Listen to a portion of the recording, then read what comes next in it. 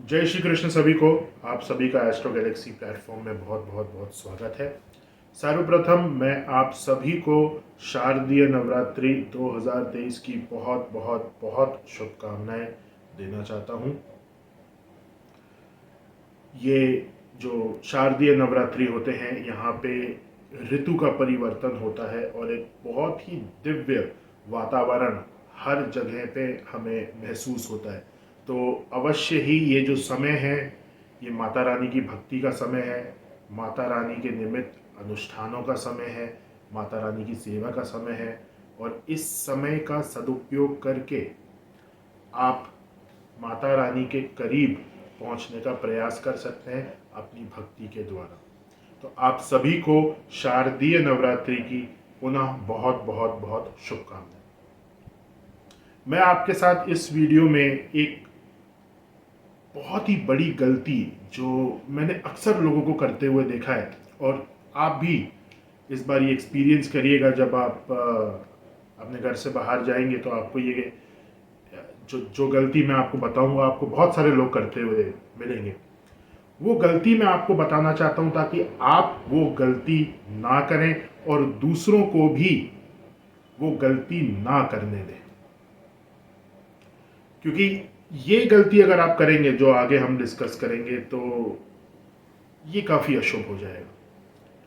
इसके साथ साथ हम घट स्थापना का मुहूर्त डिस्कस करेंगे और साथ ही साथ हम शारदीय नवरात्रि कब से कब तक है ये भी डिस्कस करेंगे। तो चलिए सर्वप्रथम हम ये डिस्कस करते हैं कि इस वर्ष 2023 में शारदीय नवरात्रि कब से कब तक है। तो शारदीय नवरात्रि इस वर्ष 15 अक्टूबर रविवार से प्रारंभ होकर 23 अक्टूबर सोमवार तक है। 23 अक्टूबर को महानवमी है। अब घट स्थापना आप कब करेंगे? घट स्थापना आप करेंगे रविवार वाले दिन, प्रतिपदा वाले दिन। और घट स्थापना का जो मुहूर्त है वो है 12:15 से 12:47 तक। यह है घट स्थापना का मुहूर्त और इसी समय में आपको घट स्थापना करनी है, अगर आप घट स्थापना करते हैं तो। अब जो गलती मैं आप लोगों के साथ डिस्कस कर रहा था, वो गलती कौन सी है? गलती यह है कि अमावस्या वाले दिन, जो सर्वपितृ अमावस्या होती है, उस दिन अक्सर लोग नवरात्रि की तैयारी करना चालू कर देते हैं। वो अपने घर में नवरात्रि के सेलिब्रेशन के लिए बाजार से सामान लेकर आते हैं। जिनके पास जो भी सामान नहीं है वो सामान बाजार से खरीद कर अपने घर में लेके आते हैं। बहुत सारे लोग बर्तन भी अपने घर में लेके आते हैं जो नवरात्रि में उन्हें यूज में लगेंगे।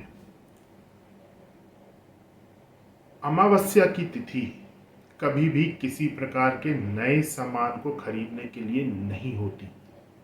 अब भले ही वो सामान आप पूजा में यूज कर रहे हैं, जैसे कोई ये चाहता है कि मैं नवरात्रि में एक नया दीपक खरीदूं और वो मैं माता रानी को समर्पित करूं, तो बिल्कुल आप करिए। लेकिन जो नया दीपक आप खरीदेंगे वो अमावस्या वाले दिन नहीं खरीदना।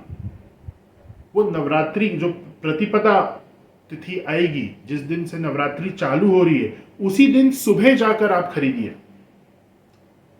अगर आप अपने मंदिर के लिए नया कपड़ा खरीदना चाहते हैं तो वो भी नवरात्रि जिस दिन से प्रारंभ हो रही है उस दिन सुबह जो पूजा पाठ की दुकानें वो जल्दी खुल जाती हैं, आप उस दिन खरीदिए, या श्राद्ध पक्ष चालू होने से पहले खरीदिए, जो सबसे उत्तम है। अगर नहीं खरीद पाए तो श्राद्ध पक्ष में चलिए खरीद लीजिए, लेकिन अमावस्या वाले दिन आपको नहीं खरीदना, ना ही चतुर्दशी वाले दिन आपको खरीदना है। इस बात का ध्यान रखिएगा। किसी भी प्रकार की नई चीज, किसी भी प्रकार का नया पात्र आप अमावस्या वाले दिन नहीं खरीद सकते। और आप जब अपने आसपास देखेंगे तो हजारों लोग ये गलतियां कर रहे हैं कि कल से नवरात्रि चालू हो रही है तो चलो आज शॉपिंग करके आते हैं। ये गलत है। इस चीज का आपको ध्यान रखना है। आपको नवरात्रि की शॉपिंग करनी है, जिस दिन नवरात्रि चालू हो रही है उस दिन आप सुबह शॉपिंग करिए, कोई प्रॉब्लम नहीं है।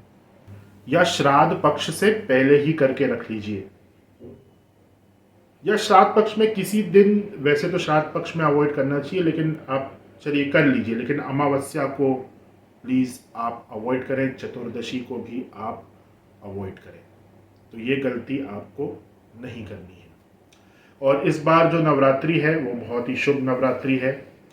प्रतिपदा जो है वो अमावस्या युक्त नहीं है। जिस समय प्रतिपदा अमावस्या युक्त होती है उस दिन प्रतिपदा से नवरात्रि नहीं चालू करी जाती, और वो जो समय होता है वहाँ पे जो पूजा अनुष्ठान है वो द्वितीया या तृतीया से चालू करे जाते हैं। तो इस वर्ष ऐसा कुछ भी नहीं है, तो इस विषय में मैं ज़्यादा डिस्कस नहीं करूँगा। अगर इन फ्यूचर ऐसी कोई नवरात्रि आती है तो मैं आपको अवश्य बताऊँगा। तो इस बार की नवरात्रि जो है वो बहुत ही अच्छे योगों के साथ है, और मैं प्रार्थना करता हूँ कि आप सभी लोगों को माता रानी की भक्ति प्राप्त हो और आप सभी माता रानी की सेवा इस नवरात्रि में करें। नवरात्रि श्रृंखला में अभी और वीडियोज़ आएंगे जिसमें मैं आपको बताऊंगा कि आप क्या क्या कर सकते हैं, किस प्रकार आप सेवा कर सकते हैं, किस प्रकार आप अलग अलग अनुष्ठान कर सकते हैं। अभी के लिए बस इतना ही। आप सभी को जय माता दी, और पुनः आप सभी को शारदीय नवरात्रों की बहुत बहुत बहुत शुभकामनाएं।